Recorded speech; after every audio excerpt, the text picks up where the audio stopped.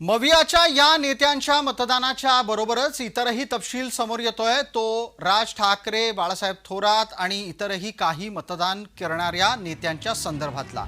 आता ही आपल्या समोर असलेली दृश्य ही विविध नेत्यांची आहेत। आपण यात टप्प्याटप्प्याने पाहू शकताय की कशा पद्धतीने या नेत्यांनी मतदान केंद्रावर हजेरी लावत मतदान केलेलं आहे। आपल्याला पहिल्या चौकटीमध्ये राज ठाकरे दिसतात, दुसऱ्या चौकटीमध्ये पाठमोरे असलेल्या सुप्रिया सुळे दिसतात, मुलगी रेवती त्यांच्या सोबत आहे। तर तिसऱ्या चौकटीमध्ये वरच्या बाजूच्या उजव्या हाताच्या तिसऱ्या चौकटीत आशिष शेलार आपल्याला दिसतात।